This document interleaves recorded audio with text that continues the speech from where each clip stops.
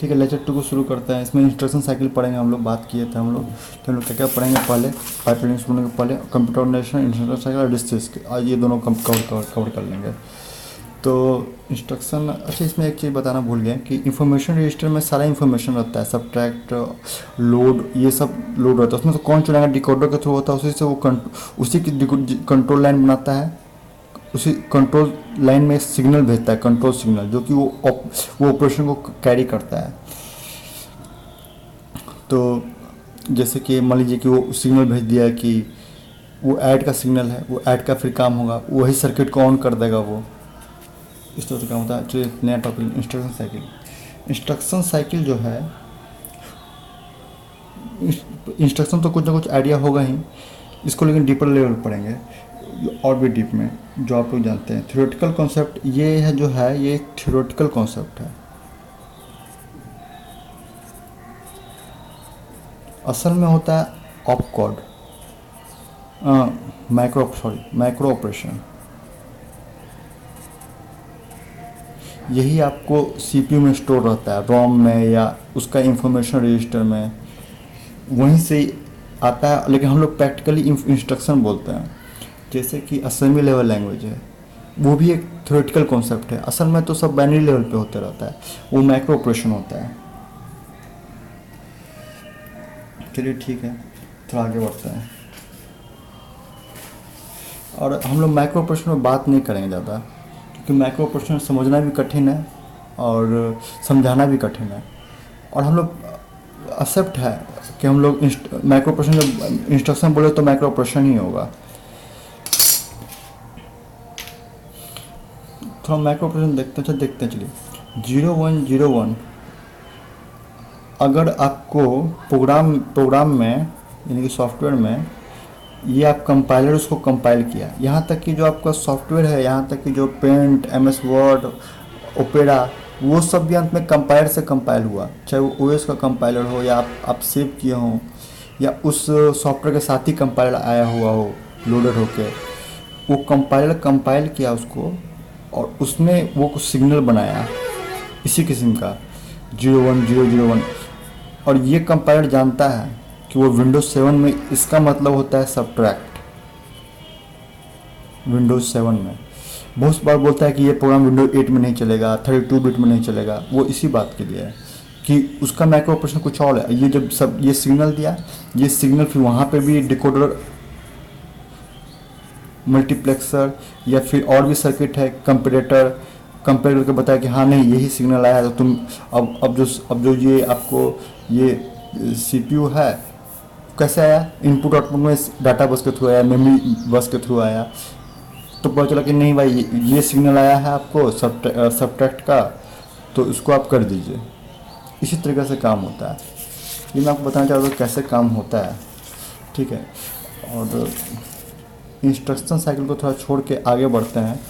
अभी instruction cycle में थोड़ा पहुँच करेंगे। एक टॉपिक है जो समझना ज़रूरी है कि अगर हम लोग को पाइपलाइनिंग करना है, रिस्क। देखिए रिस्क जो है, हम लोग इंसान को कितना रूप से बांट सकते हैं, कई तरीके से बांट सकते हैं। उसके हाइट पे, उसके रंग पे, इस तरह से कंप्यूटर को कई तरीके से बांट सकते हैं। कंप्यूटर को माइक्रो ऑपरेशन के हिसाब से, यानी कि अब माइक्रो ऑपरेशन हम नहीं बोलेंगे, इंस्ट्रक्शन बोलेंगे। इंस्ट्रक्शन के हिसाब से जब बांटा जाता है तो रिस्क मॉडल होता है। देखिए रिस्क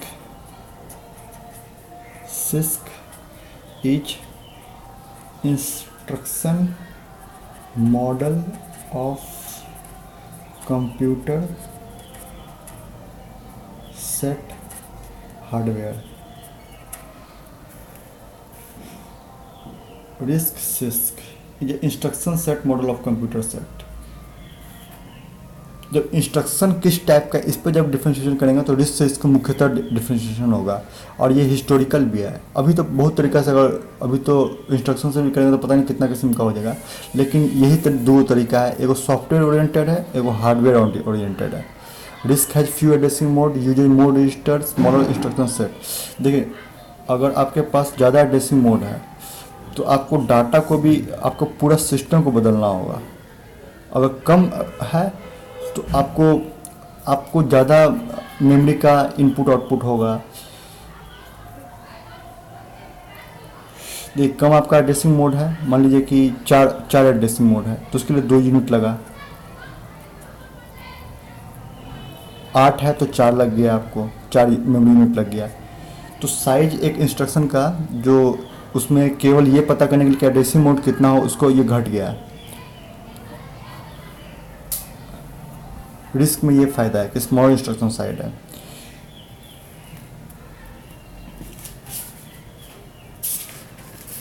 और सिक्स में है कि it is more hardware based,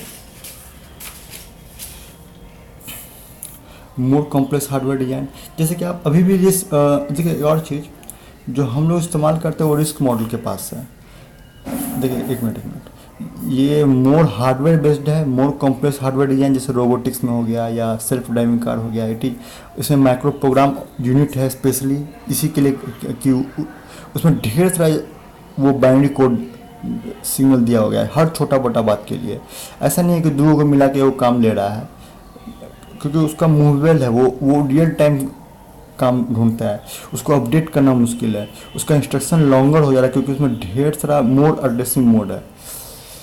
और होना ही पड़ेगा, एक ही डाटा को आप कई तरीक़े से इस्तेमाल कर सकते हैं, उसमें करना भी पड़ेगा। ये भी समझने की बात है कि आप एक आदमी गया, मान लीजिए रोबोट क्या बोलते हैं उसको, रॉकेट से मान लीजिए एक आदमी जा रहा है सेटेलाइट को बनाने, एक आदमी है, एक यूनिट हो गया, सिग्नल मिल गया उसका। अब उसी यूनिट में कितना काम हो रहा है उसका इन्फॉर्मेशन का, हार्ट बीट का, उसका हार्ट बीट चेक किया जा रहा है कि वो मरा कि जिंदा है, या उसका कितना टेम्परेचर बढ़ गया है। उस आदमी एक ही डाटा पे बहुत सा काम हो रहा है, उसको कई मोड में देखना होगा, हर वही डाटा को कई रूप से एनालाइज करना है, उसमें ज़्यादा क्योंकि हार्डवेयर ओरिएंटेड है उसको अपडेट करना मुश्किल है। तो इससे मैं एक और चीज़ बताता हूँ कि हम लोग जो इस्तेमाल करते हैं कंप्यूटर, मुख्यतः वो रिस्क कंप्यूटर ही होता है। लेकिन अब बाउंड्री दोनों का नहीं रहा और दो ही किस्म का नहीं रहा, अब बाउंड्री बहुत डाइल्यूट हो गया है, लेकिन फिर भी वो सॉफ्टवेयर ओरिएंटेड ही है।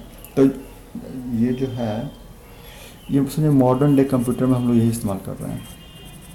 अब इसी का मॉडिफाइड वर्जन, समझे 30-40 साल पहले कॉन्सेप्ट आया होगा, मॉडर्न डे कंप्यूटर में हम लोग इस्तेमाल कर रहे हैं। और कह रहे हैं कि इसमें जो इंस्ट्रक्शन को फ्रैगमेंट करना बड़ा आसान है, इंस्ट्रक्शन को फ्रैगमेंट इजी, एक ही इंस्ट्रक्शन को स्टेप बाय स्टेप करना इसमें आसान है। वो आगे भी देखिएगा क्या होता है इंस्ट्रक्शन स्टेज हम लोग देखेंगे। और इसमें इंस्ट्रक्शन ब्रेकिंग इज हार्ड, तो ये जान लिए कि इसमें इंस्ट्रक्शन फ्रेगमेंटेशन आसान है, इसमें मुश्किल है। क्यों? क्योंकि इसमें ज़्यादा एड्रेसिंग मोड नहीं है, इसमें ज़्यादा आपको ऑपकोड भी नहीं उतना ज़रूरत पड़ता है। और इसमें कॉम्प्लेक्स डिज़ाइन है, क्योंकि कॉम्प्लेक्स रखा जाता है क्योंकि रियल टाइम चाहिए, उतना ज़रूरत पड़ेगा। अगर दो मान लीजिए कि आपको 4 को ऑपकोड चाहिए था, उससे काम नहीं चल रहा है, और भी ऑपकोड चाहिए आपको। क्यों? क्योंकि वो रियल टाइम, वो फ्लॉप हो जाएगा, कोई आदमी मर सकता है, आपको कार ड्राइव करना है वो या रोबोट चलाना है, उसके लिए आपको पहले से सोच के रखना कि इतना काम होगा। अब वो कंप्यूटर में लिए थोड़ा रुक गया, उसको अपडेट कर देंगे, नया सॉफ्टवेयर डाल देंगे, लेकिन इसको अपडेट करना मुश्किल। इसलिए जब अपडेट करना मुश्किल है तो पहले से ही बहुत सारा इसमें मान लीजिए आपको ऑपरेशन माइक्रो ऑपरेशन डाल के रखा हुआ है। इसके लिए माइक्रो प्रोग्राम यूनिट अलग से है कि ढेर की हर सिचुएशन को फिर खोल के पूरा हार्डवेयर को बदलना मुश्किल है, सॉफ्टवेयर तो फिर भी अपडेट हो जाएगा। तो ये हम लोग जानने मुख्य था कि इसको इंस्ट्रक्शन ऑफ फ्रेगमेंटेशन ईजी है। हम लोग रिस्क पाइपलाइनिंग पढ़ते हैं, चलिए इसको भी आगे देखेंगे।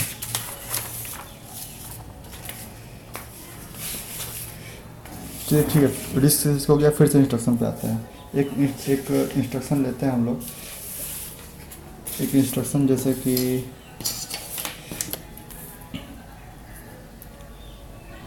A star B plus C, इसको हम लोग जीरो एड्रेस पर करके इसको देखते हैं ये कैसे होगा कंप्यूटर के अंदर। हम लोग को ये करना होता है जीरो एड्रेस पे, जीरो एड्रेस और ये 1 एड्रेस, ये ALU डाटा पाथ का काम है। ALU में ये ऑपरेशन होगा, मैंने कहा ना हर ऑपरेशन ALU में होता है। और उसका डाटा कौन सेव करता है याद होगा तो एक्यूमुलेटर। तो ये जीरो एड्रेस का हो गया। जीरो एड्रेस में जैसे कैसे करेगा ये पुश ये वीडियो क्वालिटी उतना अच्छा नहीं है, लेकिन अगर सच में सीखना हो तो शायद इसमें सारा चीज़ इसमें होगा। ये 7-8 मेरे ख्याल से 10 से ज़्यादा लेक्चर रहेगा, उसमें बहुत सारा क्वेश्चन 10-15 क्वेश्चन तो रहेगा ही के बीच में। सारा आपको प्रीवियस ईयर ही बन जाएगा और बस धैर्य रखना है आपके को।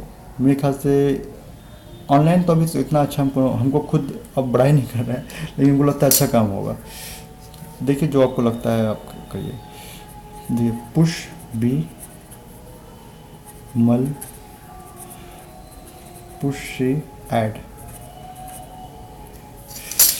देखिए जीरो एड्रेस है। जीरो एड्रेस क्यों बोल रहा है इसको, क्योंकि जीरो एड्रेस मतलब आपको कोई एड्रेस बाहर से नहीं आया, बस आपको डाटा आ रहा है। और एड्रेस कहाँ है, स्टैक पॉइंटर पे है। स्टैक पॉइंटर पे जो एड्रेस है वो खुद ही एक स्टैक है। देखिए यहाँ पे एक स्टैक है, स्टैक में पुश हुआ ए तो बाहर से डाटा आया, इसका एड्रेस अब खुद बन गया स्टैक पॉइंटर। अब ये एड्रेस जो इनिशियल स्टैक पॉइंटर क्या करता है, देखिए स्टैक पॉइंटर जो है यहाँ पे टॉप ऑफ स्टैक का एड्रेस होल्ड करता है। टॉप ऑफ स्टैक, इसका टॉप अभी क्या है, ये है ए है, तो उसका एड्रेस ये होल्ड कर लिया। पुश बी हुआ तो स्टैक टॉप ऑफ स्टैक ये हो गया। टॉप उसमें होता है टॉप और बस टॉप रहता है। टॉप ऑफ स्टैक टॉप का एड्रेस ये दिया हुआ है। अब मल कर दिया, दोनों को ए गुना बी कर दिया। अब क्या हुआ, अब यहाँ पे ए गुना बी स्टोर हो गया। अब फिर पुश सी कर दिया, ये टॉप ऑफ स्टैक हो गया। अब ऐड कर दिया दोनों को, ए गुना बी प्लस सी, काम हो गया। बिना कोई एड्रेस मंगवाए, बस डाटा मंगवा रहा है, अपना ही प्रोसेसर के अंदर ही एड्रेस उसको मिल रहा है, बाहर से नहीं मिल रहा कि राम से ले रहे हैं या कहीं और से ले रहे हैं। तो देखिए टू एड्रेस में देखते हैं। एक और चीज़ में देखिए, ये जो है पुश ये कहलाता है ऑप कोड और ये ऑपरेंड। वैसे कहीं कहीं पढ़े होंगे लेकिन जान लीजिए, यही इंस्ट्रक्शन है और ये डाटा है ऑपरेंड जिस पे ऑपरेशन होगा। तो इसको टू एड्रेस, इसमें एक और चीज़ 1 2 3 4 5 इंस्ट्रक्शन लगा। अब इसको देखते हैं टू एड्रेस से। Move R not A mul R not B add R not C. मैंने कहा था जनरल पर्पस रजिस्टर, ये आर नॉट है। ए बी सी बाहर का डाटा आ रहा है, आराम से आ रहा है। इसमें एक 1 जनरल पर्पस रजिस्टर लगा और उसमें 3 इंस्ट्रक्शन। मूव ए डाटा है उसको आर नेट में डाल दिया, बी अब फिर क्या किया, आर नॉट में आर नॉट गुना बी कर दिया, बी डाटा को सीधा आर नॉट में सेव भी कर दिया। अब क्या किया, आर नॉट में ये वाला था और पहले ए था, तो इसका मतलब हो गया ए गुना बी, ये वाला ए गुना बी है। और फिर क्या किया, ऐड कर दिया प्लस सी, काम हो गया अपना। 3 ही इंस्ट्रक्शन लगा और एक जनरल पर्पस रजिस्टर लगा। तो यही आज के कंप्यूटर में होता है कि कितना फास्ट करे और कितना कम मेमोरी लें। तो टू एड्रेस से हो गया।